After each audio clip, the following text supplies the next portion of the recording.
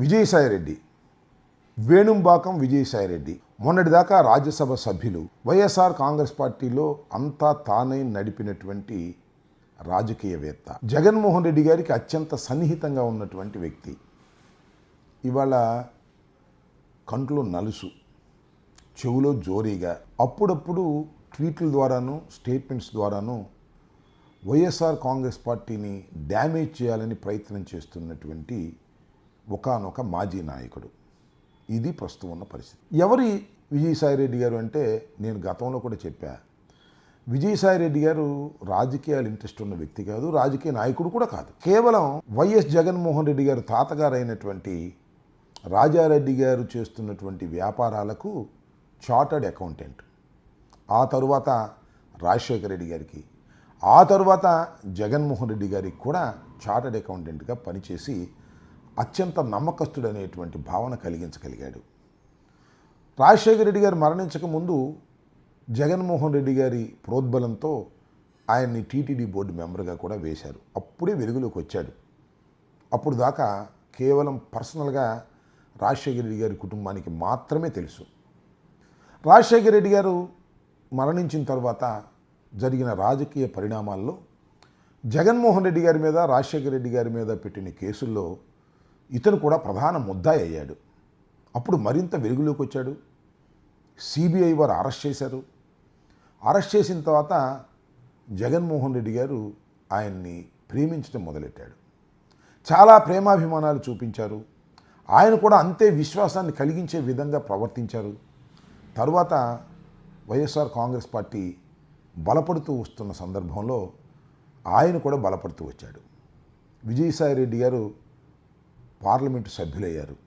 అంతేకాదు, ఢిల్లీలో వైఎస్ఆర్ కాంగ్రెస్ పార్టీ ప్రధాన ప్రతినిధిగా కూడా యాక్ట్ చేశారు.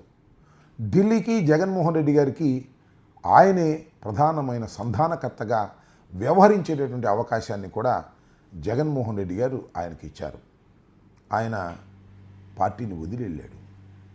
ఎందుకు వదిలేడో తెలియదు.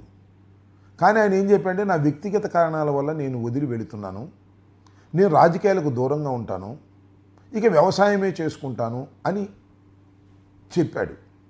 అందరూ నమ్మారు. కానీ తరువాత పరిణామాలు చూస్తుంటే అలా లేవు. ఎప్పుడు సందు దొరికితే అప్పుడు వైఎస్ఆర్ కాంగ్రెస్ పార్టీని డ్యామేజ్ చేయాలని, జగన్మోహన్ రెడ్డి గారిని ఇబ్బంది పెట్టాలనేటువంటి ప్రయత్నాలు చేస్తున్నారు.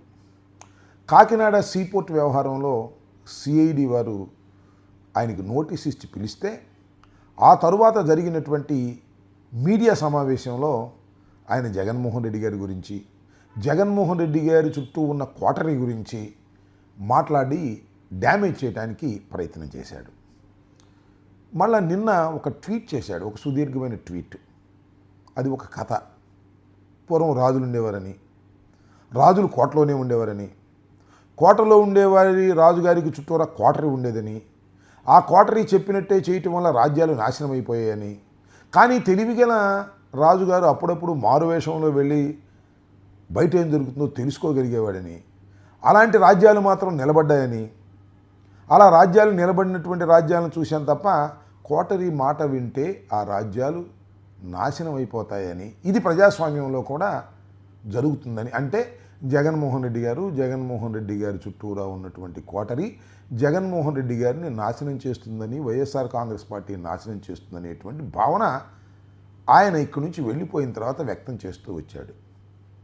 నాకు కాస్త నవ్వు వచ్చింది. కాస్తే కాదు, చాలా ఎక్కువ నవ్వు వచ్చింది. ఎందుకంటే అసలు జగన్మోహన్ రెడ్డి గారికి కోటరీ అనేది ఏదైనా ఉంటే సాయిరెడ్డి గారే కోటరీ, ఇంకెవరు కాదు. లెఫ్ట్ ఇయరు, రైట్ ఇయరు సర్వం తానై నడిపినటువంటి వ్యక్తి సాయిరెడ్డి గారు. నిజంగా సాయిరెడ్డి గారు వెళ్ళిపోయారంటే కోటరీ వెళ్ళిపోయినట్లు లెక్క. ఒకవేళ ఉందని ఆయన అనుకుంటే, సాయిరెడ్డి గారి ఎగ్జిట్తోనే కోటరీ అనేది వెళ్ళిపోయింది అనేది నా అభిప్రాయం. మరి సాయిరెడ్డి గారు బయటికి వెళ్ళిన తర్వాత వ్యవసాయం చేసుకుంటానని చెప్పి జగన్మోహన్ రెడ్డి గారు మళ్ళా రాజకీయాల్లోకి పైకి రావాలని కోరుకున్నట్టుగా నటించి ఇవాళ తన అసలు రూపాన్ని, వికృత రూపాన్ని, దుర్మార్గపు రూపాన్ని చూపించేటటువంటి ప్రయత్నం చేస్తున్నారు. ఒక విధంగా చెప్పాలంటే చంద్రబాబు నాయుడు గారు, పవన్ కళ్యాణ్ గారి చేతిలో ఒక ఆయుధమై గోకాలని ప్రయత్నం చేస్తున్నారు. వైఎస్ఆర్ కాంగ్రెస్ పార్టీని ఇబ్బంది పెట్టాలని ప్రయత్నం చేస్తున్నారు. చేయనండి. ఎందుకంటే రాజకీయాల్లో ఇలాంటివి చాలా చూస్తూ వచ్చాం. ఎందుకంటే నేను రాజశేఖర రెడ్డి గారితో పాటు ప్రయాణం చేసినటువంటి వ్యక్తిని. సాయిరెడ్డి గారిని అప్పుడు చూశాను, ఇప్పుడు చూశాను. అప్పుడు సాయిరెడ్డి గారు కేవలం ఒక చార్టర్డ్ అకౌంటెంట్గానే నాకు తెలుసు. జగన్మోహన్ రెడ్డి గారు రాజకీయాల్లోకి వచ్చి బలపడుతున్న కొద్దికి సాయిరెడ్డి గారు బలపడుతూ వచ్చారు. మరి సాయిరెడ్డి గారు నిష్క్రమిస్తే ఇక ఈ వైఎస్ఆర్ కాంగ్రెస్ పార్టీ నాశనం అయిపోవాలనేటువంటి దృక్పథంతో ఆయన ఆలోచన చేయటం అనేది చాలా ప్రమాదకరమైంది. అది ఆయన వ్యక్తిత్వాన్ని మనకు అద్దం పట్టి చూపిస్తుందని కూడా నేను మనవి చేస్తున్నాను. ఎందుకు మీ ముందుకు వచ్చి ఈ విషయాలు చెప్పాలనుకుంటున్నానంటే, సాయిరెడ్డి గారు ఈ ఒక ట్వీటే కాదు, ఇంకా సందు దొరికినప్పుడల్లా ట్వీటులు చేస్తాడు, మైక్ దొరికినప్పుడల్లా మాట్లాడి జగన్మోహన్ రెడ్డి గారిని, వైఎస్ఆర్ కాంగ్రెస్ పార్టీని ఇబ్బంది పెట్టేటటువంటి ప్రయత్నం చేస్తారు. ఒక్కటి మీరు అందరూ గుర్తుపెట్టుకోవాలి, హూ ఈ సాయిరెడ్డి? సాయిరెడ్డి గారి కెపాసిటీ ఏంటి? సాయిరెడ్డి గారు ఎంతమందిని ప్రభావితం చేయగలరు?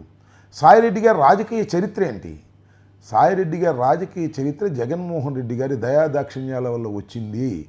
ఆ వెలుగు నుంచి ఇంకా ఆయన పూర్తిగా పోలేదు కాబట్టి అప్పుడప్పుడు కొద్దిగా ఇబ్బంది పెట్టేటటువంటి కార్యక్రమాలు పవన్ కళ్యాణ్ గారు, చంద్రబాబు నాయుడు గారు చెప్పినట్టుగా చేస్తారు. దాని గురించి పెద్దగా మీరు పట్టించుకోవాల్సినటువంటి అవసరం లేదని, విజయసాయిరెడ్డి గారు ఈ ట్వీటు లేదా ఇంకో ట్వీటు చేసిన తర్వాత వైఎస్ఆర్ కాంగ్రెస్ పార్టీ ఆయన్ని ఇగ్నోర్ చేస్తూ వెళ్ళాలనేది నా అభిప్రాయం. ఆ అభిప్రాయాన్ని వ్యక్తం చేయడం కోసమే నేను మీ ముందుకు వచ్చానని ఈ సందర్భంగా తెలియపరుస్తూ ఉన్నాను.